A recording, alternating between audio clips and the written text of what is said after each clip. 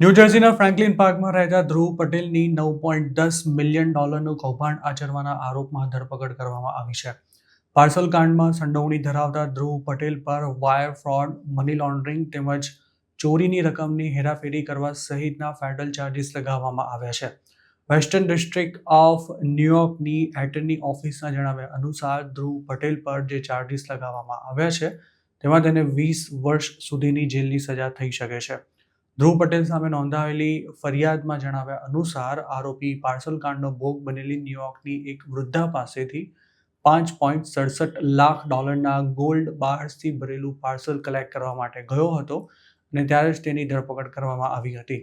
તેના થોડા દિવસો પહેલા જ ધ્રુવ પટેલની નોર્ધન ડિસ્ટ્રિક્ટ ઓફ ન્યૂયોર્કમાંથી અન્ય એક વિક્ટીમ પાસેથી $48,000નું પાર્સલ લેવાના આરોપમાં ધરપકડ થઈ હતી. પૈસા અને ગોલ્ડ કલેક્ટ કરવાની સાથે ધ્રુવ પટેલ ફ્રોડ કરનારા અને વિક્ટીમ પાસેથી માલ કલેક્ટ કરનારા વચ્ચે વચેટિયા તરીકે પણ કામ કરતો હોવાનો તેના પર આરોપ છે, જેમાં આખાએ અમેરિકામાં પાર્સલ કલેક્ટ કરાવવાથી લઈને માલની હેરાફેરી સહિતના કામનો સમાવેશ થાય છે. ધ્રુવ પટેલે 12 જેટલા વિક્ટીમ્સ પાસેથી $9.10 મિલિયન પડાવ્યા હોવાનો તેના પર ચાર્જ છે. હાલ તે સ્ટેટ ફ્રોડ કન્વિક્શનમાં પ્રોબેશનની સજા ભોગવી રહ્યો છે. જોકે ધ્રુવ પટેલની હવે ફેડરલ ચાર્જીસ હેઠળ ધરપકડ કરવામાં આવી છે અને હવે તેનું જેલમાંથી છૂટવું ખૂબ જ મુશ્કેલ બની શકે છે. એટર્ની ઓફિસ દ્વારા ધ્રુવ ફેડરલ ચાર્જીસ હેઠળ ક્યારે અરેસ્ટ થયો તેની વિગતો નથી અપાઈ કે ન તો તેના હાલના ઇમિગ્રેશન સ્ટેટસ વિશે પણ કંઈ જણાવાયું છે. ધ્રુવ પટેલ પાર્સલ કાંડમાં મે 2024માં ન્યૂયોર્કમાં અરેસ્ટ થયો હતો અને તેની ધરપકડના સમાચાર તે વખતે આઈ એમ ગુજરાત પર પણ પબ્લિશ થયા હતા.